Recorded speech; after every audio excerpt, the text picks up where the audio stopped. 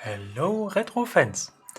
Welcome to another episode on C64 Customs, and this time it's going to be about a C64 related topic. Well, surprise surprise! I know I have spent some time with other topics like the NES or the Game Boy in the past, but C64 is still one of my main interests. It's just some interesting things beside the C64 as well, but anyway. And today I'd like to talk about the Sidekick64. That's actually a project by a guy named as, known as Frenetic.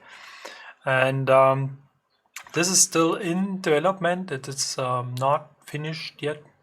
However, a project like this will ever finish, I don't know. But it is working quite well, and it has a lot of interesting features. Hence the name I have picked for the title. That's the multi-purpose Über cartridge for the C64. And as I said, everything is still in some sort of development. Even the case I have adapted, more about this later, is not fitting as good as I wanted. But anyway, it is actually something to start with. And well, before I got lost in words, let's get started with this episode and let's see what this thing is capable of doing.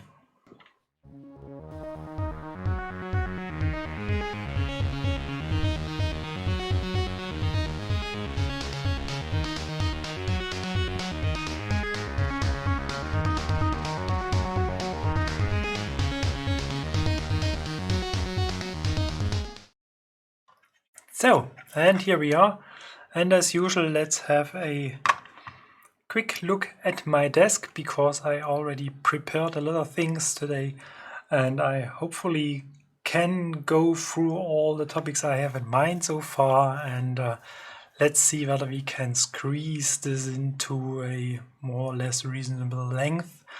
But this thingy is so complex that I'm not able to cover all the topics at all, but I want to pick up a few of my understanding important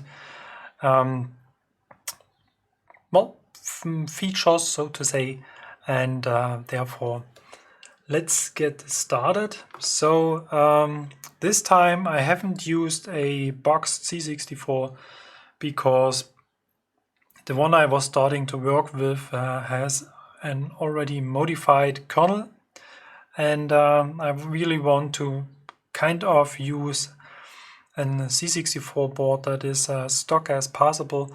So you see, I just have replaced the modulator, and anything else is basically like it has left the factory. And as you can see, I already have attached this cartridge, and just to, let's say, create some kind of let's say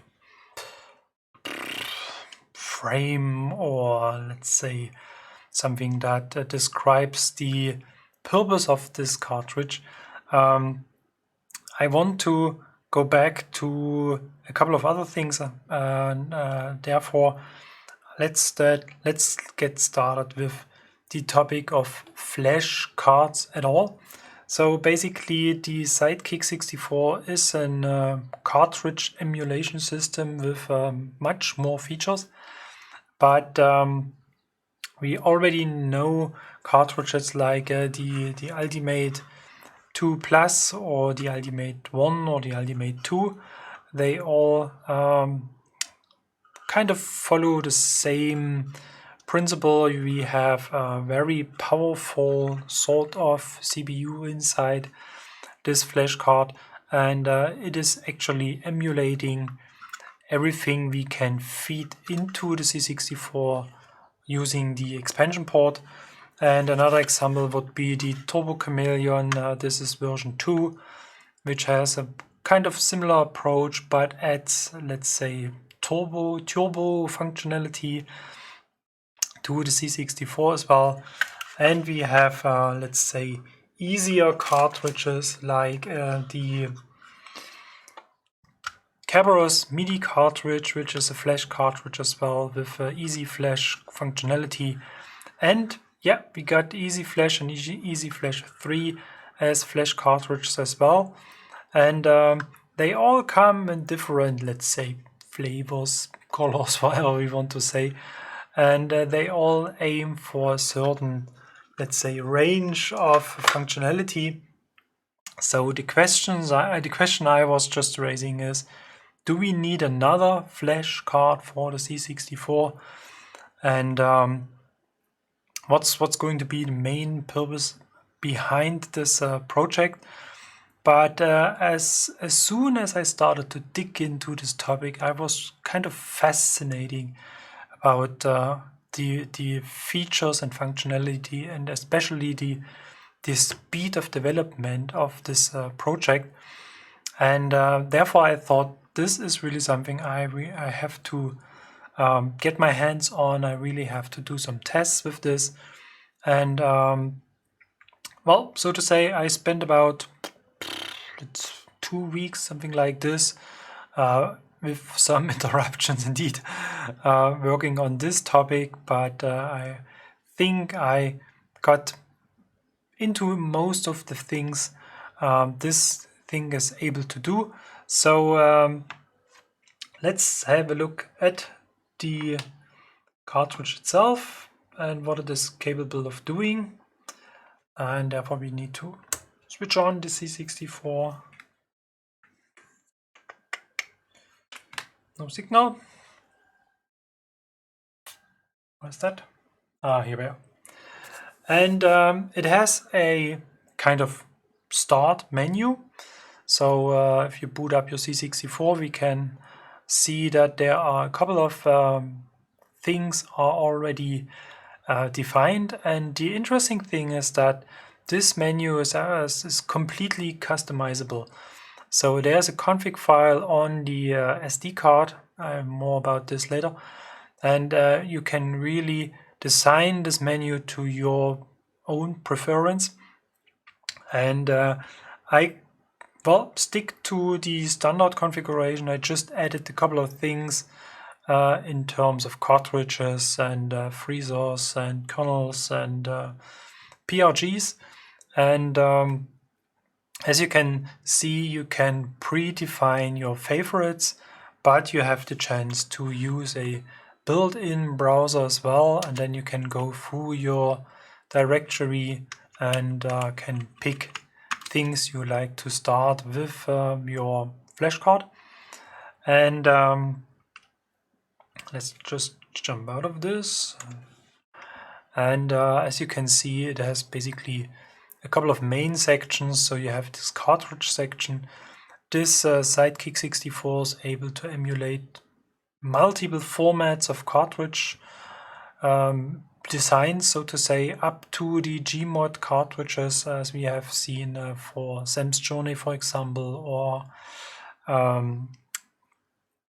Hunter's Moon, or the last thing is Soul Force, for example. And it is able to save this EEPROM state as well.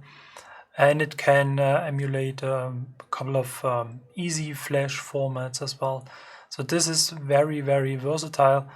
And we have, in addition to this, the option to set RAM expansions like the GeoRAM, for example.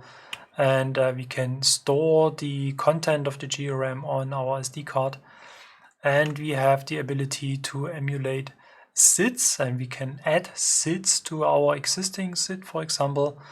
And here I picked one configuration which is very unique, and this has been created for the purpose of running a special demo. the Tuneful 8 it is called, and this was basically running on an Ultimate 64 with 2 FPGA SIDs or with 8 Aldi SIDs, for example. But now it is possible that you do not need an Ultimate 64 in order to see this demo. We just need to enable the option of having this SID-FM emulation, more about this later, and then we can simply jump into our browser and then we can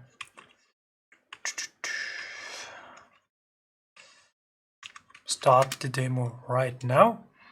And just let me go quickly to the desk view, because the Sidekick64 has the option of installing a very nice color TFT display, and it is representing what's going on this cartridge already. And especially if you run something related to sound, you have this nice oscilloscope here, and as you can see we have some action here already. It's a little bit dim because my light is very bright. And if we go back to the C64, then we have this demo running with 8 SIDs.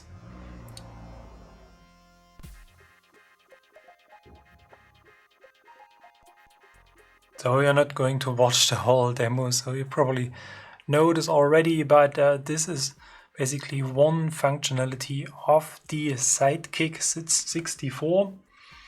And this is a very interesting feature. And talking about sound, let's jump into another feature the Sidekick is providing.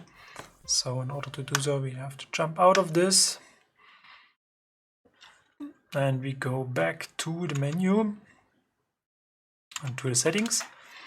And here we can say that we just want to have SID1 as 8580, and then we want to have the SFX sound expansion, and we want to have MIDI enabled. So this device is able to emulate a MIDI device, so you can send data to your MIDI device, and then you can add instruments, so MIDI instruments, so to say, and then we can listen to very unique sounds, a combination of SID and MIDI.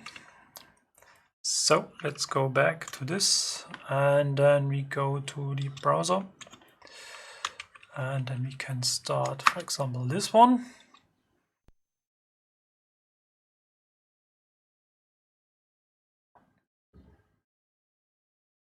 So in here we can say we have the sequential MIDI device, we have no SID delay, and then we can go and start the demo.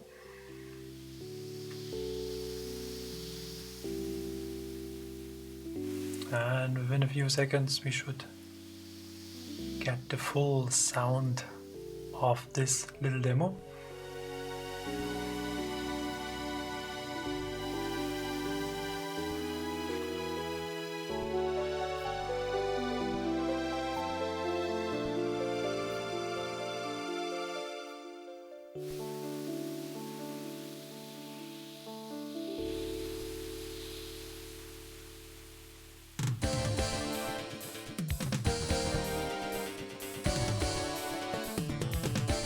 So this is actually something that's not possible with the SID alone.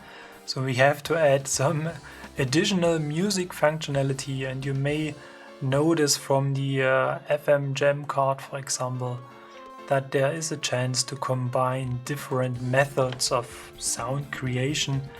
And here we're using some sort of MIDI synthesizer, using sound banks, so you can well fine-tune, or you can adjust the sound of this MIDI synthesizer to your own preference. And this is music-wise very interesting. So actually I'm using the audio output of the Raspberry Pi. So that's something I may have to mention in front, because this cartridge is not based on an FPGA or something like this. This cartridge is basically utilizing a Raspberry Pi. More about this later. And the Raspberry Pi has an audio output as well as an HDMI output. And for the sake of simplicity, I'm just using the analog output, which is actually a pulse width modulation audio signal. Personally, I'm not really a fan of this sound format, so to say, because this may cause issues with especially digital mixers and digital capture devices, because you have some sort of sampling frequency, for example, and depending on the pulse width modulation signal and the sampling frequency, you may get some aliasing sound distortion, something like this. So actually I'm not really a huge fan of this. The Swinset Ultimate is using this, for example, as well, but the other SID replacements like the FPGA SID and the I forgot the name, the ARM SID, they are using digital to audio converters, and then they output a, let's say, real audio signal. Anyway, so since we have talked about the sound part of this whole thing, let's dig into the hardware for now, because I mentioned it already. The Sidekick64 is actually not a cartridge with, let's say, some sort of own hardware or something like this. It's not using an own processor, but it is based on the Raspberry Pi, and it is some sort of a, let's say, a HUD or something like this, something you add to the Raspberry Pi. And the main principle is that the creator of this amazing device is actually utilizing the so-called GPIO pins of the Raspberry Pi. And if you are a little bit into the Raspberry Pi topic, so to say, you may know that the in-out, well, let's say, pins are limited. So to emulate the full functionality of the expansion port, or to provide all the data required for the expansion port, this HUD is utilizing a couple of multiplexers. So the GPIO pins are used for more than just one data line, which creates some issues here and there, but it is actually very surprisingly working very well. So there are basically solutions to these problems actually, and as you can see, I have embedded this in some sort of cartridge case, and I was using the template, or let's say the cartridge case that's included in the GitHub repository.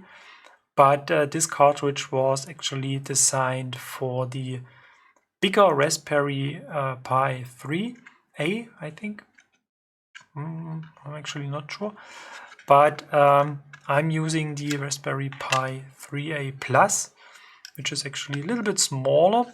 So let's see whether we are able to get this out of this case again. And you will see right now why it is a little bit tricky. So just need to kind of lift this out of this.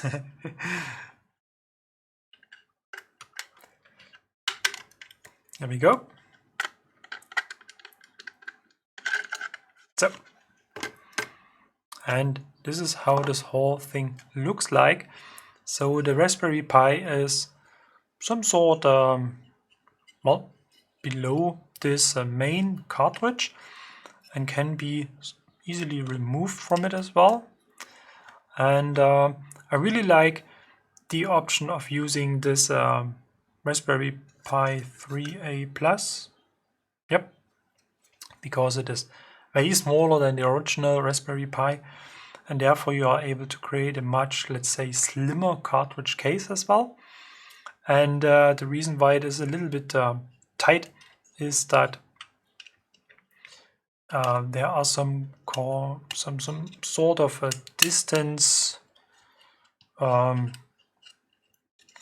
pieces, whatever you want to call this, and they just snap into the holes here inside the case to get some sort of a very, let's say, robust construction, or well, yeah. And yeah, as I said, I have used the original case design and went on to create my own version of it. And I'm actually not too happy with it because there are still some issues with this case I'm going to talk about briefly. Just need to pick the right window. And what I did actually is I downloaded a 3D model of the Raspberry Pi 3A Plus and placed it inside the case, and then I adapted the case in accordance to the dimension of the Raspberry Pi 3A. And this has created a couple of issues, and I think I'm going to redesign the whole top thing of this case again, because the creator of this cartridge hasn't paid that much attention to, let's say, printability. So actually having round edges on a cartridge or on a part like this, which is printed with the top to the bottom, so it's a flip, so to say, is always a little bit tricky for 3D printers. So there's basically a rule of thumb. So if it is in vertical direction, then you use some easy slopes, so to say, or whatever. And if it is horizontal, then you can use some round edges, and everything is fine.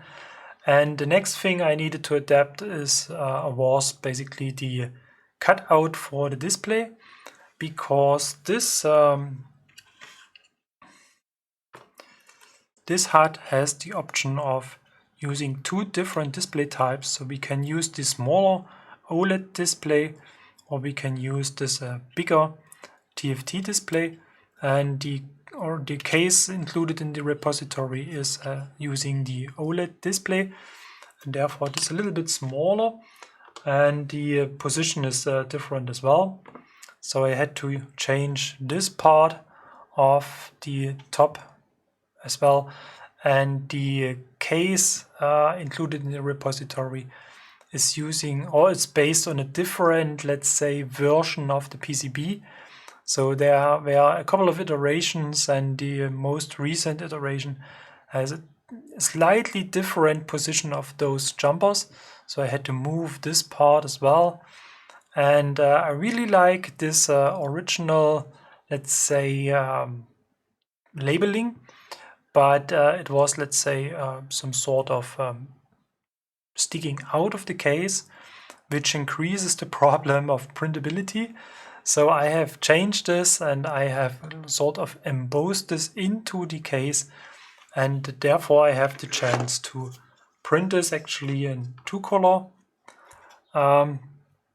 And the readability is not as perfect as I want it to be, so I made changes as well, increased this a little bit, and add some line break to the freeze alt and to the reset menu thing, and I think then the readability becomes much better.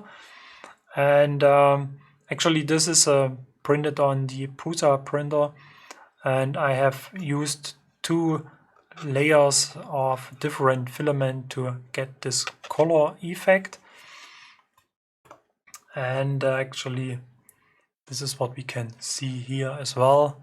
So this is actually really inside the case, and I can easily adapt this. These 4 holes here on the top are meant for adding LEDs. There are already LEDs on the PCB, so they are very small LEDs, and I haven't replaced this yet because I simply ran out of LEDs. So that's something I really need to order, and then I can add those little 3mm LEDs, and then they will stick out through the case and will hopefully represent what's going on the Sidekick64. So, and the next thing I am struggling bit with is the bottom of the case. So obviously the bottom part of the case has to be printed like it is used later on. So we need a lot of support material for this part, which is actually not really required, but makes this cartridge a little bit more, let's say, solid, a little bit more, well, feeling like a real cartridge. And one issue I run into is basically that there are no openings for ventilation, and the Raspberry Pi 3A Plus becomes a bit hot. I recognized this during my tests of the Pi 1541, where I have created a very, very compact version of the Pi 1541. Just had it here a second ago, but now it's gone. And when I leave this on the desk for a while, I'm really surprised that it is really not here anymore.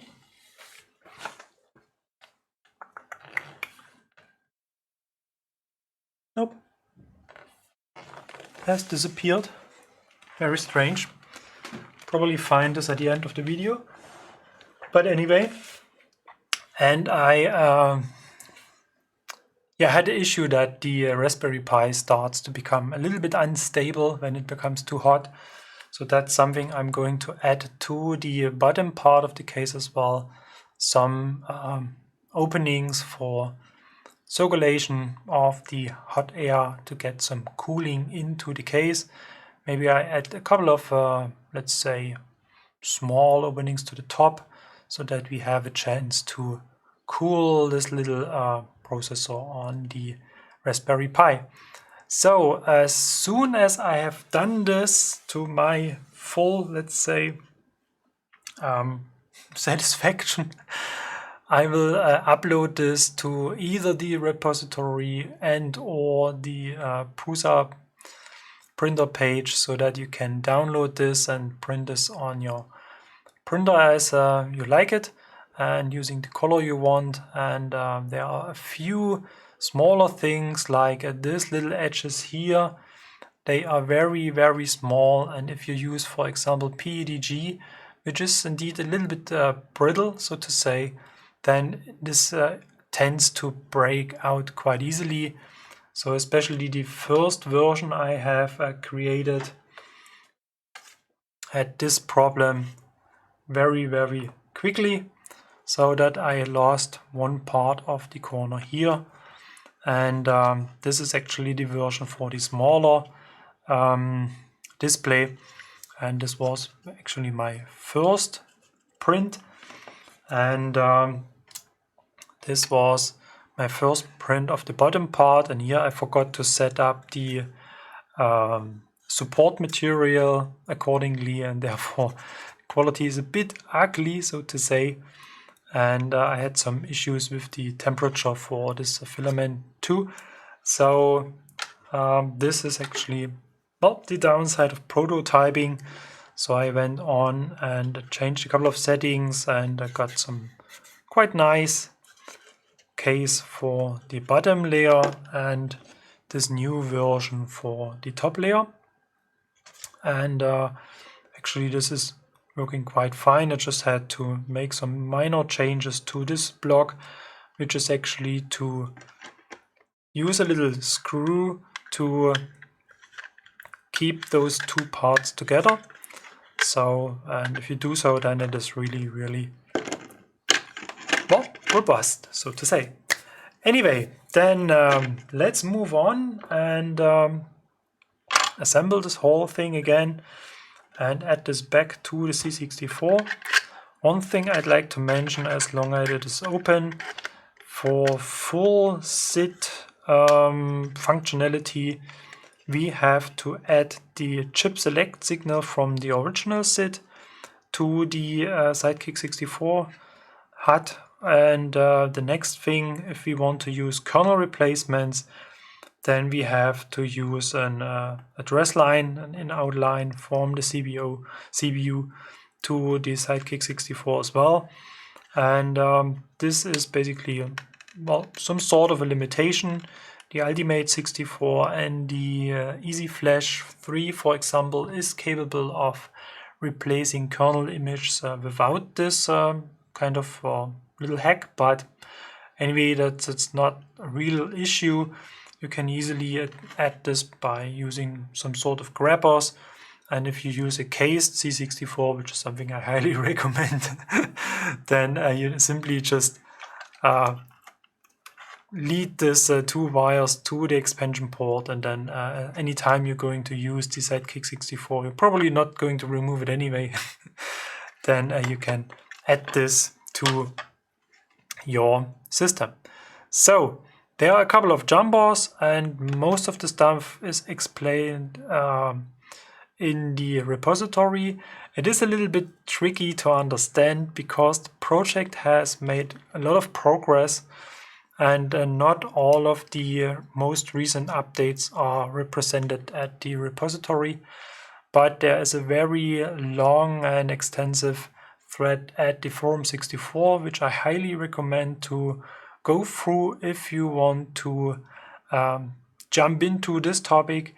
And it is actually German as well as English, so if you have trouble understanding certain things, feel free to ask. There are many people who are willing to help in English language as well. And there are a lot of information about how to assemble this thing and how to get this running and what kind of special things you have to, well, let's say, keep in mind or have to pay attention to.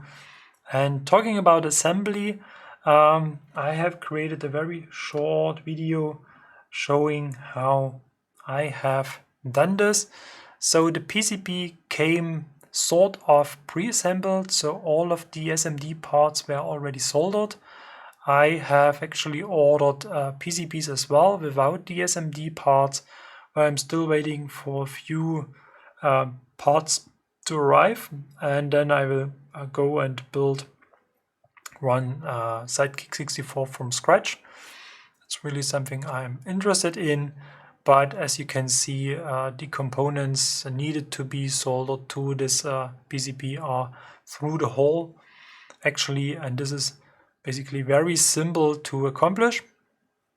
There are just some jumper blocks for adjusting the Sidekick64 to certain timings, because the Sidekick64 is not limited to the C64 only. You can use this for the C16 device range as well as for the C128, for example, and for the VIC-20. And therefore you can have, well, sort of the same functionality on those devices as well. And especially for the C64, C116, for the C16 and the C116 devices, you will have full SID sound playback as well. There are a couple of interesting demos using an external SID device, and therefore you will have a chance to run those demos on your computer as well without being limited to this, I think, not available any longer or anymore SID expansion cartridge for the C16, C116. So as you can see, there are just a couple of jumpers to add and a couple of connectors. I had to adjust few things on this PCB, because what I've learned is that the case that is provided within the repository is actually not high enough. So by adding the TFT display using the connector I have soldered here already, the display is too high. It won't fit into the case anymore.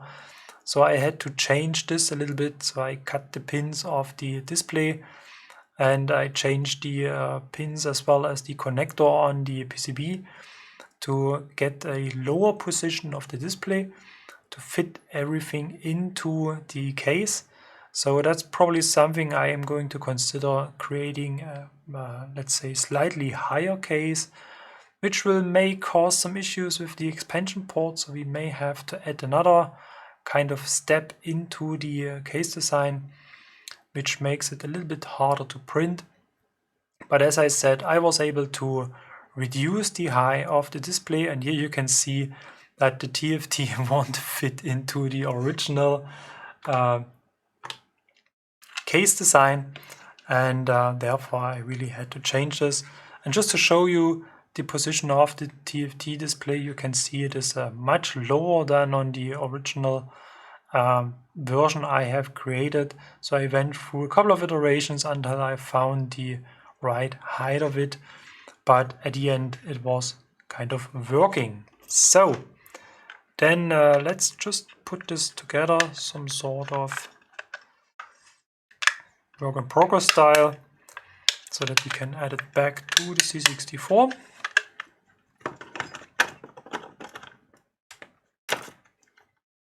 And let's see whether we can test a couple of other things.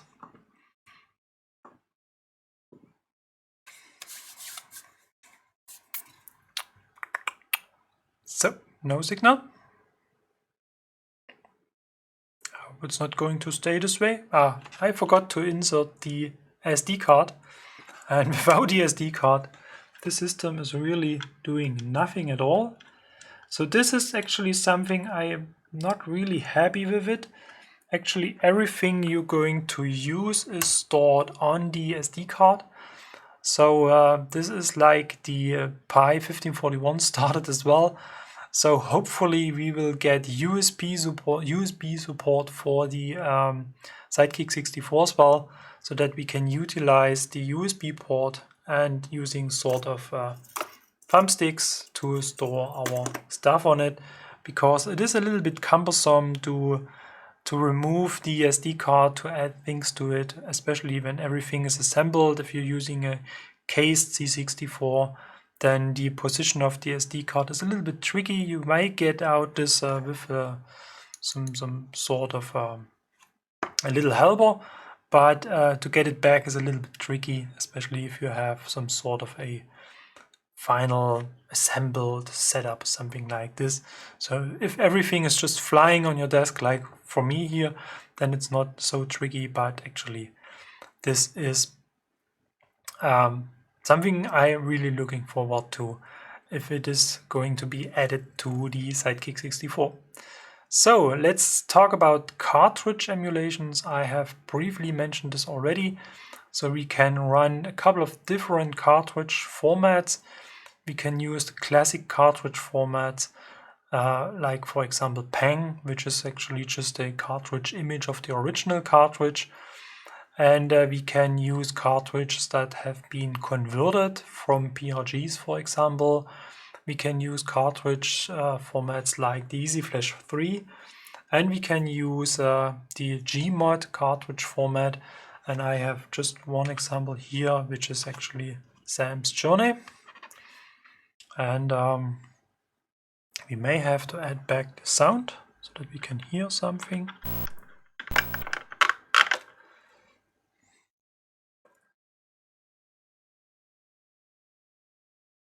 So we should hear something, but there's nothing.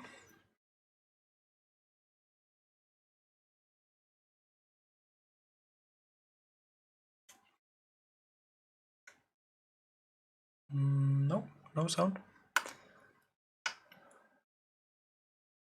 So let's just jump into the settings. Z1, Z2 is not required. None. Sound expansion is not required. Oops. Off. And not going to need MIDI. And we're going to use the analog output. We can save the settings. Go back to menu. And let's try it again. Let's hope we're going to have some sound now. Nope. That's strange.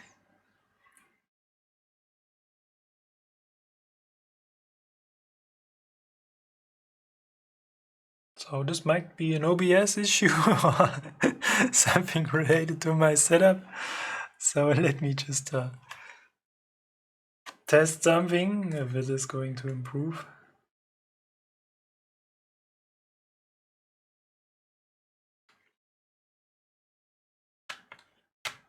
So this is a bit weird. That's something really I have to check.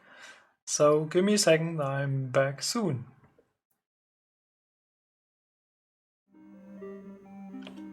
So I'm back again, and it looks like I found some sort of a bug in this current, let's say, version of the Sidekick64. So I really thought I have killed my Raspberry Pi by adding the audio 3.5mm stereo jack to the Raspberry Pi when it was running, but I went over to the one I'm using for my Pi 1541, and the effect is the very same.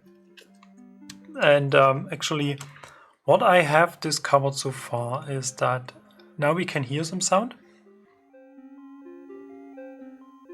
and it is actually coming from the Sidekick64 because I have no audio connected to my capture system, so we can remove this one. And still some sound. Just have to pay attention to the cables. And what actually is running on the C64 is in PRG. It's a simple program. And if you jump back to the menu and we can get out of this. F7, nope. Stop, nope.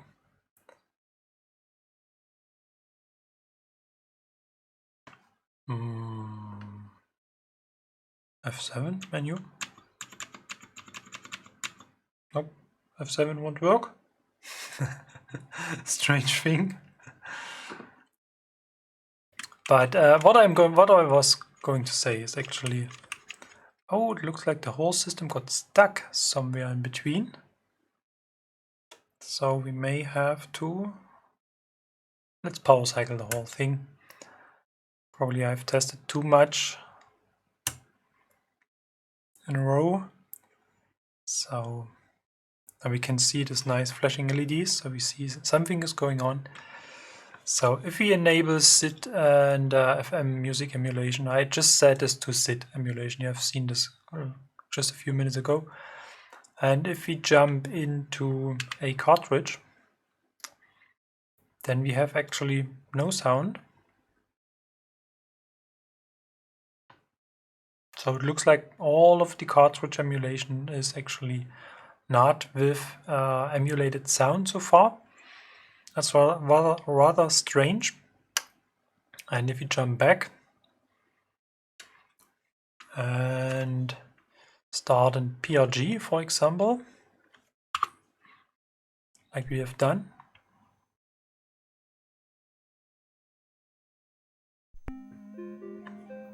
we got sound. So there's actually something that isn't working as expected. So I think cartridge emulation and sound emulation should be run in parallel as well. So that's actually something that needs to be improved. But anyway, the next thing I was actually going to present is Gmod support on the Sidekick64. So let's just jump into Sam's journey again, even if we have no sound right now. And if we go to the game, I think we need a joystick for this.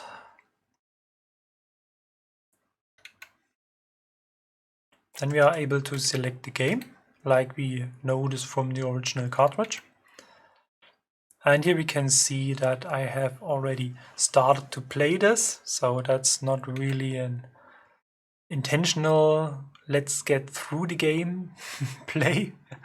That's just something to test whether the Gmod save functionality is working. And as you can see, we can start at the second level. And unfortunately, we have no sound. That's really a little bit sad. But as I said, that's not the main intention of actually presenting this. It is just about seeing that Gmod functionality is working quite fine. So the next thing I'd like to test is actually whether the freezer cartridges are working. So as you can see, I added actually 4 of them. I just need to change the Caveman Olympics title. It's too long, it reaches into the freezer section, so I really have to shorten this. And I added actually 3 different action replay cartridges as well as the final cartridge 3. The last time I had some issues with the final cartridge 3, error reading file. So there's probably something wrong with the ROM image. So that's probably something I need to invest.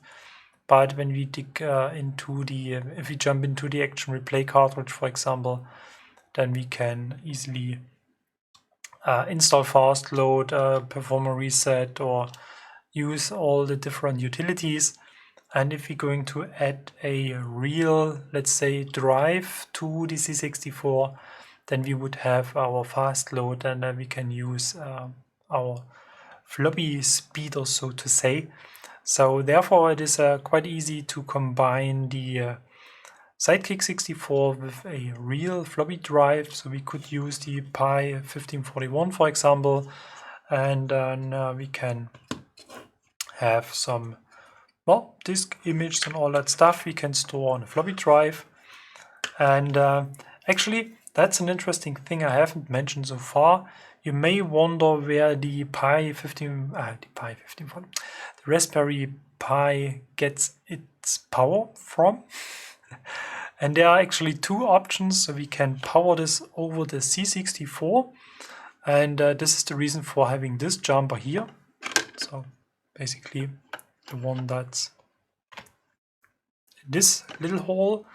And with this jumper we can select that we use the power from the C64 expansion port.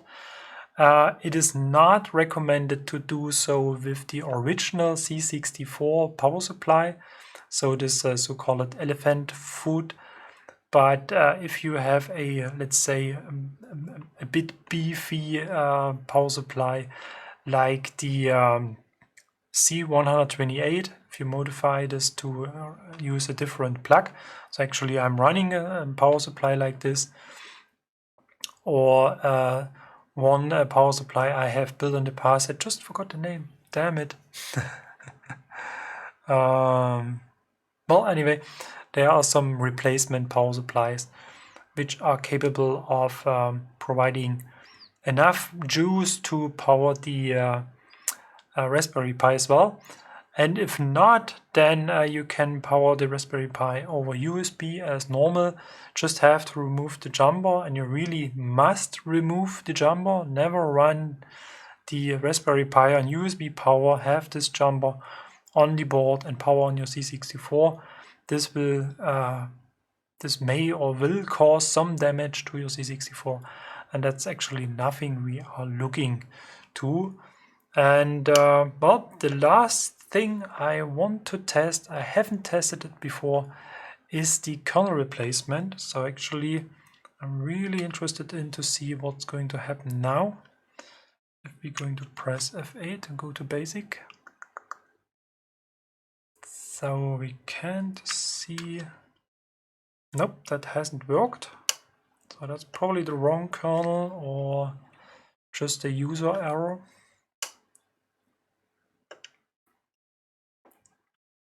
We can't go back to our Sidekick menu now. That's interesting. Nope, looks like we got stuck here. So let's power cycle that whole thing.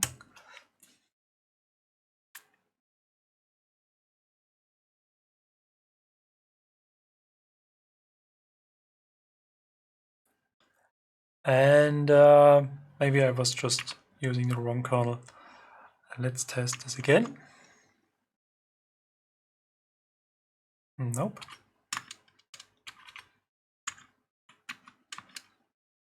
Nope, this isn't working so far.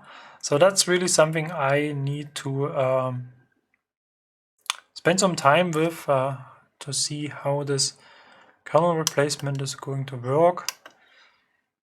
And now we can jump back to our menu. And actually, the third button is used for our freezer cartridge. So if we are really brave and jump into this, now we got Jeffitos. How strange it is. That's really strange. Yeah, device not present error. So by whatever reason, I was able to go back to this, and now we got the action replay monitor. So things become a bit confusing right now. And I never figured out how to get out of this again. Ah, here we go. Yep. So yeah, kernel replacement is working as well.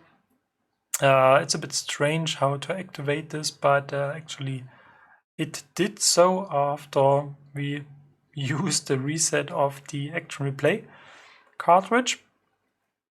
And yeah, I think this is actually the most compressed roundup of the Sidekick64. Very, very interesting project.